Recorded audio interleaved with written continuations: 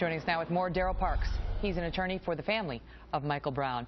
Daryl, your thoughts on that, which is, this officer has remained quiet and has not been out there putting his face on camera because he's going to trust the system to do what the system is supposed to do. Will you promise to also trust this system?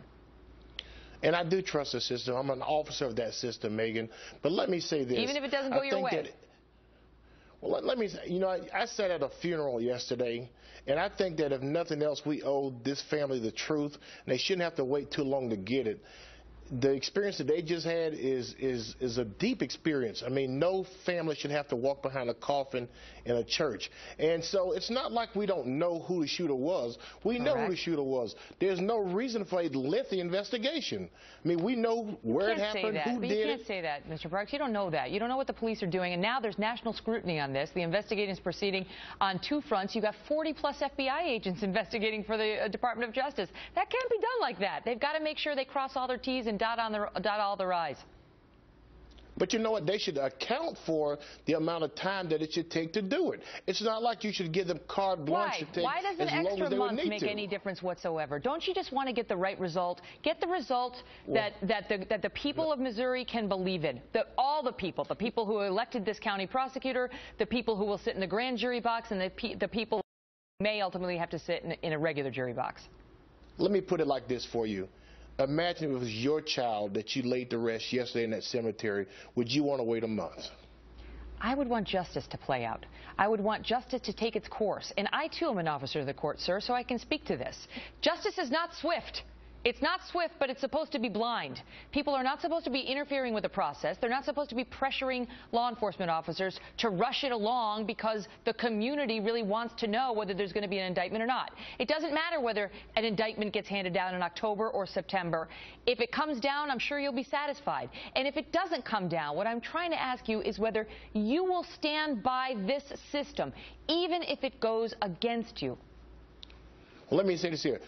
In this case here, I've seen the evidence up close, Megyn, and I saw how Mike Brown was shot in the head. I've listened to the witnesses, so I hope that the system gets it right. I believe if this prosecutor presents the evidence that we've seen in this case, there's no doubt in my mind that this grand jury will indict.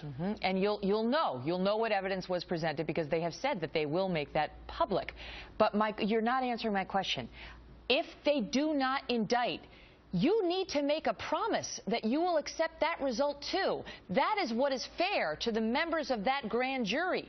That is what is fair to the community of Ferguson. If you don't make that promise now, before they come down with their decision, then you are only stoking the fires that will happen in Ferguson after that, are you not? I don't think what promises I would make are important. However, let me say this here.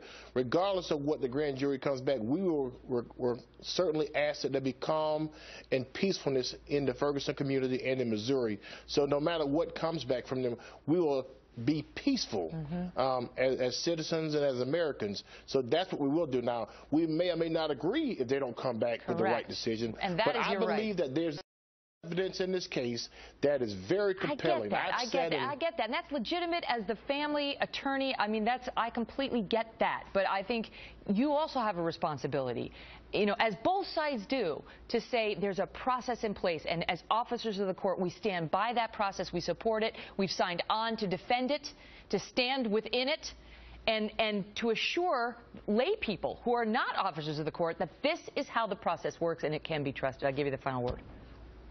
Let me say this here. I think what really matters here is that the prosecutor in this case, who is going to the grand jury, it's important that he fulfill his duty. He has the ultimate duty in this case to make sure that all of the evidence in this case is put forth. There is a great amount of witnesses who saw what happened here. If they present the witness testimony that we've seen already, and I'm sure there's other evidence that's going to be presented as well, but we find that the witness testimony is extremely compelling in this case. That's right. He's got to tell the grand jury what's there on both sides, and that is absolutely part of it. Daryl Parks, good to see you, sir.